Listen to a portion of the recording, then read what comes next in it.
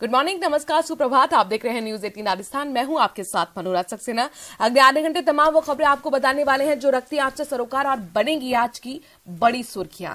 शुरुआत करते हैं आज की बड़ी खबर के साथ। प्रधानमंत्री नरेंद्र मोदी के अजमेर दौरे की सबसे पहले बात करते हैं और इस दौरे को लेकर बाकायदा आज बैठक भी होने वाली है। प्रदेश प्रभारी अरुण सिंह आज अजमेर का दौरा करेंगे। 31 मई को पीएम चूंकि अजमेर आ रहे हैं और पीएम की यात्रा की तैयारियों को लेकर ये बैठक होने वाली है। अरुण सिंह बीजेपी पदाधिकारियों की बैठक लेंगे और बैठक से पहले नागौर के भिरुंदा डेगाना विधानसभा क्षेत्र का दौरा भी करेंगे। शाम 4 बजे अरुण सिंह प्रेस कॉन्फ्रेंस भी करेंगे। महत्वपूर्ण होगा देखना प्रेस कॉन्फ्रेंस में किन मुद्दों को लेकर वो सामने आते हैं। तो अरुण सिंह कल भी आपको बता दें कि अजमेर के दौरे पर थे और आज भी अजमेर के दौरे पर हैं। दरअसल तमाम बीजेपी के जो दिग्गज नेता है उन्होंने अजमेर में इस वक्त डेरा डाला हुआ है। राजन राठौर को आपने कुछ वक्त पहले सुना था, उन्होंने कहा था कि चौंकाने वाली कुछ बातें सामने आ सकती हैं। अरुण सिंह भी अजमेर के दौरे पर हैं और आज एक बड़ी बैठक लेने वाले हैं पदाधिकारियों के साथ। जाहिर तौर पर महत्वपूर्ण निर्देश देंगे और यहाँ पर एक टारगेट दिया जाता है तमाम बीजेपी कार्यकर्ताओं नेताओं को कि कितनी भीड़ जुटानी है, क्योंकि यहाँ पर पूरी एड़ी चोटी का जोर लगा दिया गया है प्रधानमंत्री नरेंद्र मोदी की रैली को सफल बनाने के लिए। अपने दर्शकों को बता दें कि अजमेर का दौरा इसीलिए महत्वपूर्ण है क्योंकि देखिए चुनावी साल है और मोदी सरकार को 9 साल पूरे हो रहे और 9 साल पूरे होने पर उन्होंने अजमेर को चुना है विशाल जनसभा के लिए। जाहिर तौर पर इसके कई राजनीतिक मायने हैं। अब महत्वपूर्ण होगा देखना कि किन मुद्दों के साथ प्रधानमंत्री नरेंद्र मोदी यहाँ पर संबोधन देते हैं। लेकिन इन सबके बीच में पीएम की रैली को सफल बनाने के लिए यहाँ पर बीजेपी ने एड़ी चोटी का जोर लगा दिया है। तमाम बीजेपी के दिग्गज पिछले कई दिनों से डेरा डाले हुए हैं। बैठकों का दौर चल रहा है, आज भी ये दौर चलेगा। अरुण सिंह जो कि प्रदेश प्रभारी हैं आज अजमेर आ रहे हैं और पीएम की यात्रा की तैयारी को लेकर समीक्षा बैठक करेंगे। पदाधिकारी के साथ बैठक है, साथ ही नागौर के भिरुंदा और डेगाना विधानसभा क्षेत्र का भी दौरा करेंगे। अजमेर में अगर हम अपने दर्शकों को बताएं तो बीजेपी काफी स्ट्रांग मानी जाती है और हाल ही में जिस तरह से मुख्यमंत्री गहलोत ने भी कहा था कि अजमेर से हमारे पास कभी भी उत्साहजनक परिणाम नहीं आए, तो वही दुखती नब्ज पर हाथ रखने की कोशिश प्रधानमंत्री नरेंद्र मोदी की रहेगी और अपना जो वोट बैंक है एक बार फिर उसे साधने की कोशिश रहेगी। क्या सियासी संदेश देते हैं, महत्वपूर्ण होगा देखना। मई के अंदर दूसरी बार प्रधानमंत्री का दौरा है और इस साल ये 6वां दौरा, यानी कुल मिलाकर आप मान सकते हैं कि चुनावी प्रचार की कमान प्रधानमंत्री ने सीधे सीधे अपने हाथों में ले ली है। मनवीर सिंह हमारे संवाददाता अजमेर से इस खबर पर ज्यादा जानकारी के साथ जुड़ गए। मनवीर, आज अरुण सिंह एक बार फिर अजमेर दौरे पर, क्या उनका कार्यक्रम रहने वाला है, जरा ये बताएं। देखिए, अरुण सिंह कल देर रात वंदे भारत ट्रेन से अजमेर पहुंचे थे और रात्रि विश्राम उन्होंने अजमेर में किया है। आज की अगर बात करते हैं तो अजमेर और नागौर 2 जिले ऐसे हैं जहां पर कि वो जो भारतीय जनता पार्टी के कार्यकर्ता हैं उनकी बैठक लेंगे। नागौर की अगर हम बात करते हैं तो सुबह 9:30 बजे अजमेर से रवाना होकर के नागौर के भैरुंदा और डेगाना पहुंचेंगे अरुण सिंह और वहां पर भारतीय जनता पार्टी के कार्यकर्ताओं की बैठक ली जाएगी। उसी के साथ में दोपहर के बाद वो वापस अजमेर पहुंचेंगे जहां पर कि भारतीय जनता पार्टी पदाधिकारियों की बैठक होगी और उसके बाद में वो एक प्रेस कॉन्फ्रेंस को संबोधित करेंगे। ये जो अरुण सिंह का पूरा दौरा है प्रधानमंत्री नरेंद्र मोदी की प्रस्तावित 31 मई की जो यात्रा है उसके मद्देनजर है और जो भारतीय जनता पार्टी के पदाधिकारी और कार्यकर्ता हैं उनको किस तरीके से मोटिवेट किया जाए बड़ी संख्या के अंदर, क्योंकि लगभग 2 लाख। देखिए मनवीर, यहाँ पर बूथ को स्ट्रांग करने पर बीजेपी का हमेशा फोकस रहता है और खासतौर पर प्रधानमंत्री की या कोई बीजेपी की दिग्गज नेता की रैली हो उसके जरिए भी यहाँ पर कार्यकर्ताओं में जोश भरने की कोशिश होती है और वही कुछ हमें नजर भी आ रहा है। लेकिन एक पैटर्न है कि टारगेट दिया जाता है कार्यकर्ताओं को, नेताओं को कि इतनी भीड़ जुटानी है। इस बार क्या दावा बीजेपी की तरफ से, कितनी बड़ी संख्या में प्रधानमंत्री की रैली को या सुनने के लिए लोग पहुंचेंगे?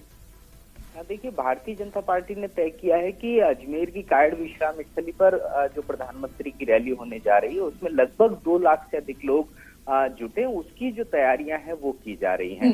व्यक्तिशः संपर्क के साथ साथ जो डिजिटल माध्यम है उनसे भी संपर्क की कोशिश की जा रही है। लोगों से डिजिटल कार्ड के माध्यम से लोगों को इनवाइट किया जा रहा है। साथ ही साथ भारतीय जनता पार्टी के जो तमाम नेता हैं, चाहे प्रदेश अध्यक्ष सीपी जोशी की बात कर लेते हैं, विधानसभा में नेता प्रतिपक्ष राजेंद्र सिंह राठौड़ की बात कर लेते हैं, ये तमाम नेता ऐसे हैं जो लगातार बैठकों का दौर जारी रख रहे हैं। सबसे बड़ी और महत्वपूर्ण बात यह है कि पूरे राजस्थान की अगर हम बात करते हैं तो 8 लोकसभा क्षेत्र ऐसे हैं जिनको कि इस जनसभा से जोड़ा जाएगा। तो हम ये कह सकते हैं कि एक बड़ा क्षेत्र है, लोगों से लगातार संपर्क का जो अभियान है वो चल रहा है और इस बीच अरुण सिंह का आना कहीं ना कहीं महत्वपूर्ण हो जाता है। जी मनवीर, एक चीज जरा हमारे दर्शकों को समझाइए, चूंकि 9 साल पूरे मोदी सरकार को हो रहे हैं और जाहिर तौर पर राजस्थान में चुनाव है, अजमेर को ही पूरे राजस्थान में क्यों चुना गया, इसके क्या सियासी मायने हैं, जरा बताएं। देखिए, अजमेर के अगर चयन की हम बात करते हैं तो कई ऐसी चीजें हैं जो सीधे तौर के ऊपर अजमेर से जुड़ी। जिस तरीके से भारतीय जनता पार्टी लगातार कह रही है कि अजमेर क्योंकि राजस्थान का मध्य है, 8 विधानसभा क्षेत्र एक साथ प्रभावित किए जाएंगे। लगभग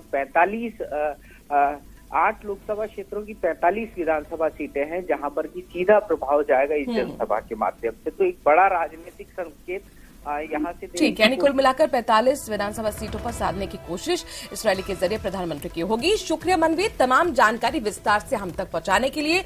नजर बनाए रखेगा, आगे आपसे अपडेट्स लेते रहेंगे। अरुण सिंह का आज एक बार फिर अजमेर दौरा और बीजेपी पदाधिकारियों की बैठकों का दौर लगातार अरुण सिंह के साथ चलता रहेगा।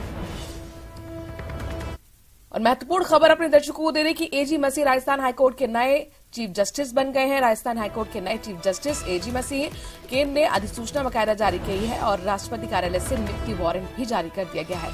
19 अप्रैल को सुप्रीम कोर्ट कॉलेजियम ने सिफारिश की थी।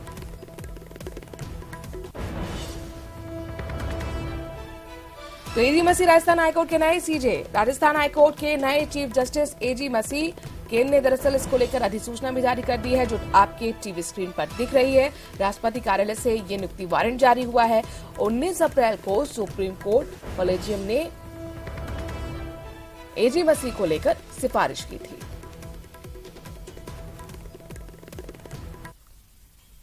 और देखिए, मौसम की बात कर लेते हैं, चूंकि मौसम लगातार पलटी मार रहा है और मौसम विभाग का एक बार फिर अलर्ट जारी हुआ है। आंधी बारिश का दौर आज भी जारी रहने वाला है। कई इलाकों में तेज हवाएं चल सकती हैं, कुछ इलाकों में ओलावृष्टि के भी आसार बताए जा रहे हैं। तो कुल मिलाकर आज भी आंधी बारिश का दौर जारी रहेगा। खासतौर पर बीकानेर, जयपुर, भरतपुर, अजमेर, कोटा संभाग के जिलों में भी आंधी बारिश का दौर जारी रहने वाला है। 28 जून से एक बार फिर बताया जा रहा है कि एक और जो वेस्टर्न डिस्टर्बेंस है वो एक्टिव होने वाला है। तेज बारिश और कहीं कहीं वज्रपात और ओलावृष्टि की भी संभावना जताई गई है। आपने देखा कि देखिए किस तरह से यहाँ पर आंधी बारिश जुआई और उसके बाद भरपाई के लिए लगातार राहत बचाव का काम चल रहा है। मुआवजे का ऐलान भी हुआ और अभी जनजीवन को पटरी पर लाने की कोशिशें हो रही थी, लेकिन एक बार फिर यहाँ पर खबर ये है कि आंधी और बारिश का दौर आज भी जारी रह सकता है। कई ऐसे इलाके हैं जहाँ पर तेज हवाएं चलेंगी।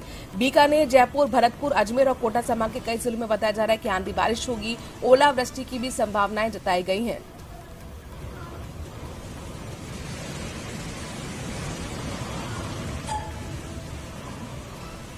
एक दिन पहले ही जिस तरह से आंधी तूफान ने जबरदस्त तबाही मचाई, उससे उबरने के लिए प्रशासन लगातार अलर्ट मोड पर जमीन पर जाकर काम कर रहा है और साथ ही राहत काम का अंजाम दिया जा रहा है। लेकिन इन सबके बीच में आज भी खबर यही कि येलो अलर्ट जारी किया गया है मौसम विभाग की तरफ से और आज भी आंधी और बारिश का दौर जारी रहने वाला है। प्रदेश में भीषण गर्मी के दौर में आंधड़ तेज बारिश ने जनजीवन को अस्त व्यस्त करके रख दिया। प्रदेश के कई जिलों में और इलाकों में खबर यह है कि आंधी बारिश की संभावना आज भी है। वहीं कुछ इलाकों में ओलावृष्टि भी हो सकती है। 28 में से फिर से एक नया वेस्टर्न डिस्टर्बेंस जो है वो एक्टिव हो रहा है। प्रदेश के 16 जिलों के लिए येलो अलर्ट जारी किया गया है। आज बीकानेर, जयपुर, भरतपुर, अजमेर और कोटा संभाग के जिलों में आंधी बारिश का दौर जारी रहेगा। इन सबके बीच में अपने दर्शकों को बता दें कि आंधी तूफान ने जिस तरह से तबाही मचाई, मृतकों के परिजनों को 4 लाख के मुआवजे का ऐलान किया गया है। आपदा प्रबंधन विभाग ने मुआवजे का ऐलान किया है। 14 लोगों की अब तक राजस्थान में मौत हो चुकी है, कई लोग घायल हुए हैं। खासतौर पर टोंक में सबसे ज्यादा नुकसान हुआ। राजस्थान में आंधी तूफान ने जमकर तबाही मचाई। बिजली की गड़गड़ाहट के साथ हुई तेज बारिश से पेड़ और खंभे धराशायी हो गए। तूफानी बारिश की वजह से प्रदेश में 14 लोगों की मौत भी हो गई।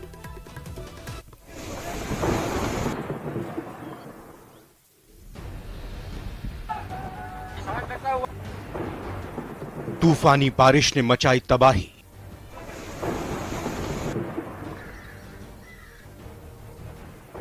पेड़ गिरे, खंभे हुए धराशायी।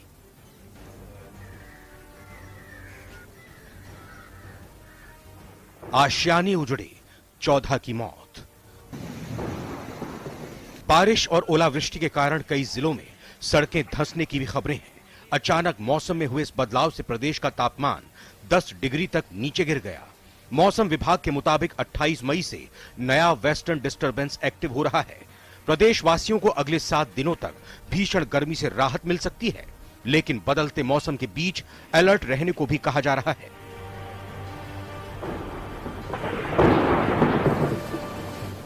तो बीती रात ये बारिश मौत बनकर आई। टोंक जिले में आंधी तूफान ने जमकर तबाही मचाई। जिले भर में पेड़, टीन शेड, बिजली के पोल गिरे। तूफानी बारिश से 12 लोगों की मौत हो गई। टोंक शहर में दादा पोते और पोती की मौत हो गई। निवाई में 2 बच्चों समेत 3 की मौत हो गई। देवली के टोकरावास और आवा में 1-1 की मौत हुई। मालपुरा में 2 लोगों की मौत। टोडा राय सिंह और उनियारा में 1-1 की मौत हो गई। मंजर इतना खतरनाक था सर कि देखने के बाद आदमी का रोंगटा खड़े हो जाए। करीब करीब 10 लोग घायल है और 3 लोगों की मौत हो चुकी है उसमें, जिसमें 2 तो मेरे भतीजे हैं, एक हमारे बड़े पापा है। आपको आंधी तूफान आया है, उसके नीचे हमारा पूरा परिवार दब गया। 10 लोग घायल है, जख्मी। अचानक आया आंधी तूफान। राजधानी में भी अंधड़ तूफान से मकान ढह गया, जिससे एक ही परिवार के 1 की मौत हो गई और 3 लोग घायल हो गए। श्री गंगानगर के पद्मपुर बिंज बायला 39 LNP क्षेत्र में जमकर ओले गिरे। बीती रात जैतसर के 4 JSD में दीवार गिरने से युवती की मौत हो गई। वहीं भरतपुर में देर रात कई इलाकों में जोरदार बारिश हुई। कई जगह ग्रामीण इलाकों में छप्पर उड़ गए। बिजली के पोल टूटने से कई जगह बिजली गोल रही। दौसा में सैकड़ों की संख्या में पेड़ टूट गए। वहीं बिजली की लाइनों के ट्रांसफार्मर भी धराशायी हो गए। टीन, टप्पर, होर्डिंग, बैनर सब उड़ गए। जगह जगह पानी भर गया। सवाई माधोपुर में रात आई अंधड़ में रैगर मोहल्ले में एक मकान की छत की चद्दर उड़ गई। गनीमत रही कि मकान में रहने वाला परिवार सुरक्षित रहा। उसका पूरा का पूरा आशियाना तबाह हो गया। उधर डीडवाना समेत पूरे इलाके में देर रात अंधड़ और तेज बारिश ने क्षेत्र में जमकर तबाही मचाई। इलाके में 60 से 70 किलोमीटर प्रति घंटा की रफ्तार से हवाएं चली, जिससे जनजीवन अस्त व्यस्त हो गया। वहीं मौसम विभाग ने प्रदेश के 16 जिलों के लिए येलो अलर्ट जारी किया, जहां मेघ गर्जन के साथ तेज हवाएं चल सकती हैं। तो इधर बीजेपी प्रदेश अध्यक्ष सीपी जोशी ने प्रभावित लोगों को मुआवजा देने की मांग की। उन्होंने कहा कि राज्य आपदा राहत कोष का 75% पैसा भारत सरकार देती है। राजस्थान के खजाने में हजारों करोड़ रुपया है, तो उन पैसों का क्यों नहीं, जहां जिनकी जान चली गई, जिनको पशुधन का नुकसान हुआ है, किसी का मकान को नुकसान हुआ है, तुरंत इसकी जांच कराकर तुरंत उनको मुआवजा देने का सरकार काम क्यों नहीं करती। वहीं आपदा प्रबंधन विभाग ने अंधड़ बारिश से नुकसान के आकलन के निर्देश सभी जिला कलेक्टरों को दे दिए हैं। Bureau report, news 18 Rajasthan. वही देखिए, इस मामले में कांग्रेस नेता सचिन पायलट ने बकायदा चिट्ठी लिखी है। आपदा राहत मंत्री गोविंद मेघवाल को चिट्ठी लिखी गई है सचिन पायलट की तरफ से और प्रभावित परिवारों को नुकसान का मुआवजा देने की मांग की गई है।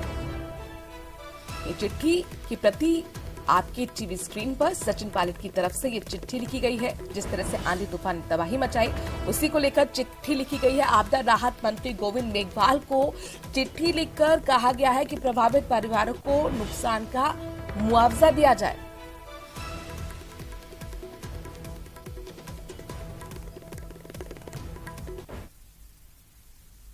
और झुन्नू से बड़ी खबर आ रही है, जहां पर खेतड़ी के खरखड़ा के महिपाल मेघवाल की हत्या के मामले में कमेटी और प्रशासन के बीच जो तीसरे दौर की बातचीत हुई, वो भी विफल रही।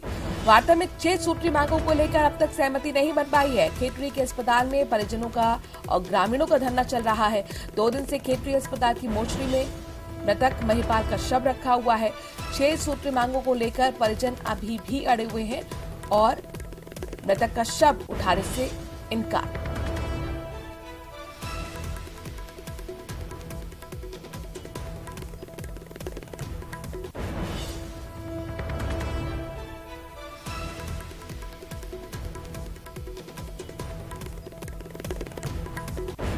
इस वक्त की बड़ी खबर झुन्नू से, खेतड़ी के खरखड़ा के महिपाल मेघवाल की हत्या के मामले में अभी तक कमेटी और प्रशासन के बीच कई दौर की बातचीत हुई, लेकिन बात बनती हुई नजर नहीं आ रही, यानी कि सहमति नहीं बन पा रही है। तीसरे दौर की बातचीत भी विफल रही है।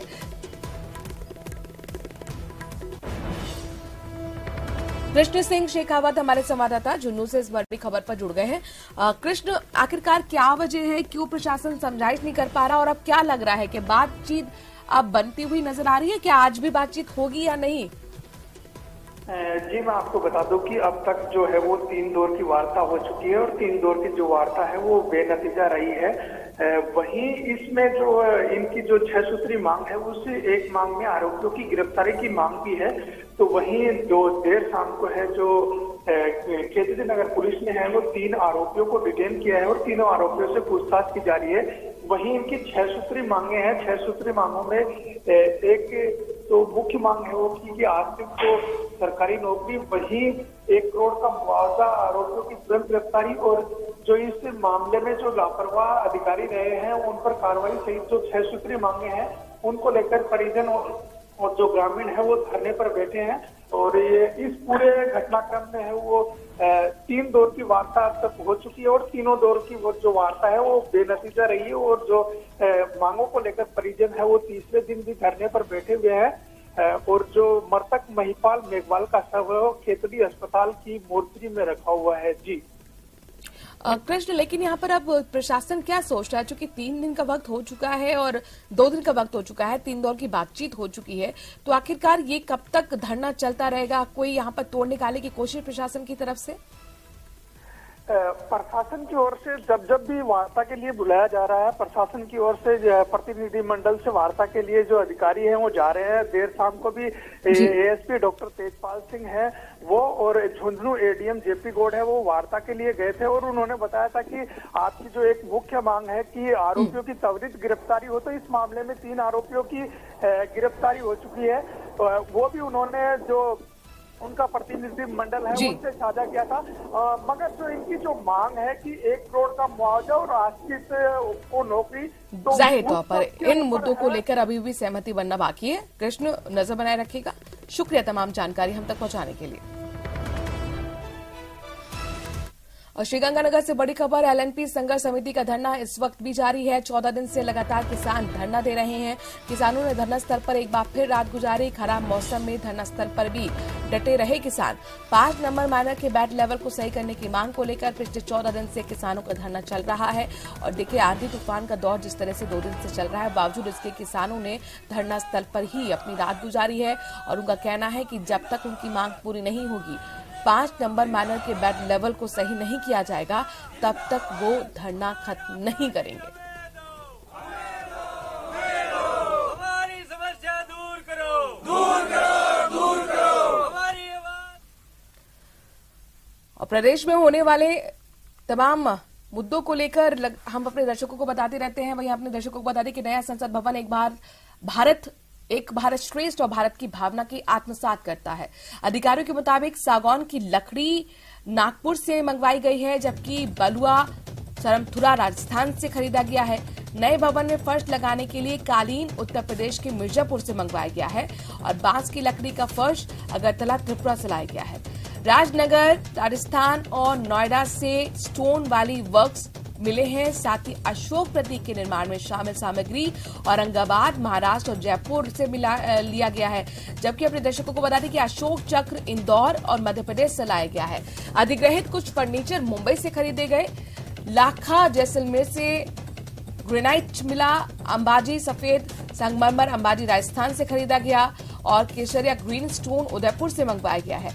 पत्थर की नक्काशी का काम आबू रोड और उदयपुर से मिला है। इसके साथ साथ पत्थर का जो संग्रह है कोटपुतली से आया। एम सेंट को चक्री दादरी हरियाणा से मंगवाया गया। फ्लाई ऐश ईंटों को एनसीआर हरियाणा और उत्तर प्रदेश से खरीदा गया।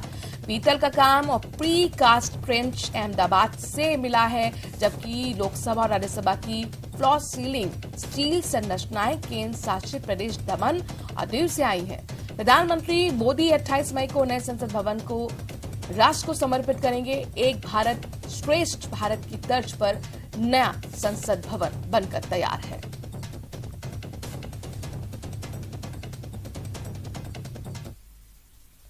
वहीं नए संसद भवन के उद्घाटन समारोह को लेकर विवाद लगातार बढ़ रहा है। अब नागौर सांसद हनुमान बेनीवाल ने भी संसद के नए भवन के लोकार्पण कार्यक्रम का बॉयकॉट कर दिया है। हनुमान बेनीवाल ने इसके पीछे का कारण जनता मंतर पर आंदोलित पहलवानों के सम्मान और समर्थन को बताया। इसी को लेकर सांसद बेनीवाल ने बयान भी जारी किया है। सुनिए। नए भवन का लोकार्पण कार्यक्रम है।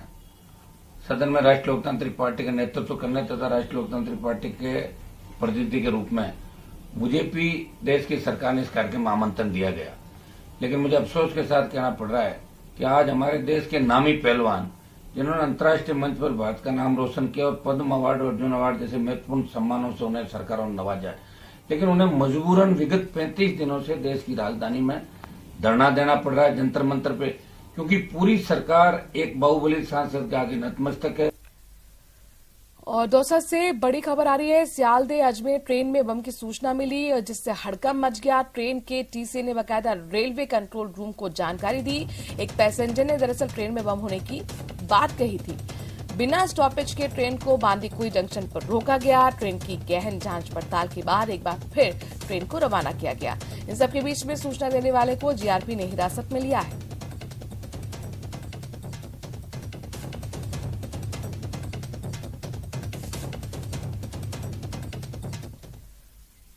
और उदयपुर से इस वक्त की बड़ी खबर, पुलिस कस्टडी की मौत के मामले में मृतक सुरेंद्र सिंह देवड़ा का शव लेने से परिजनों ने इनकार कर दिया है।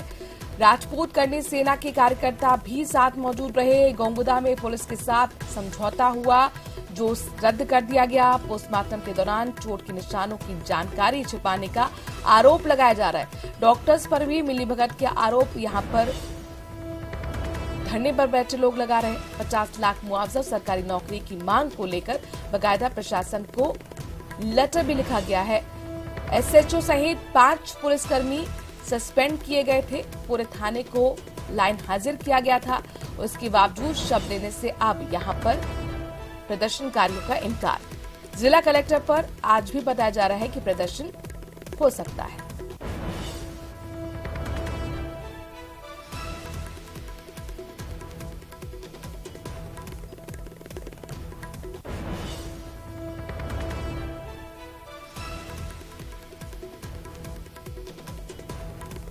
कपिल हमारे संवाददाता इस खबर पर ज्यादा जानकारी के साथ जुड़ेंगे। कपिल, बात बनती बनती एक बार फिर बिगड़ गई। जी बिल्कुल, देखिए पूरी तरह से समझौता हो चुका था और समझौता होने के बाद ही जो गोगुंदा में जो लोग जमा थे वो उदयपुर जिला हॉस्पिटल की मोर्चरी में पहुंचे और यहाँ पर पोस्टमार्टम की प्रक्रिया शुरू हुई थी। लेकिन जब यहाँ पर पोस्टमार्टम की प्रक्रिया चल रही थी उस दौरान जो राष्ट्रीय करनी सेना के लोग और परिजन जो मौजूद थे उनके द्वारा पुलिस को और डॉक्टर्स को मृतक सुरेंद्र सिंह देवड़ा की बॉडी पर जो चोट के निशान है वो बताए गए।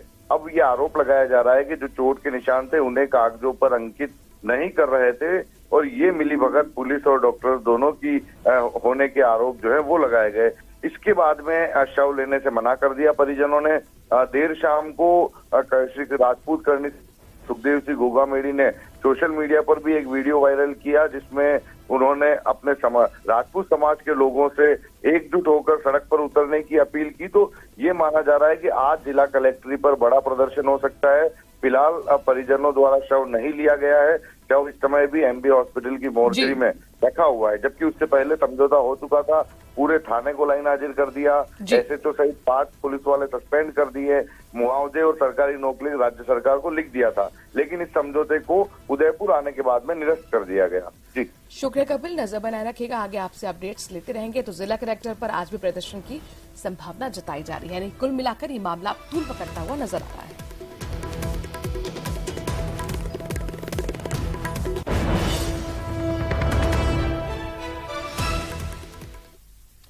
और इसी खबर के साथ इस बुलेटिन में इतना ही। देश और प्रदेश की बाकी खबरों के लिए बने रहिए न्यूज़ 18 राजस्थान के साथ।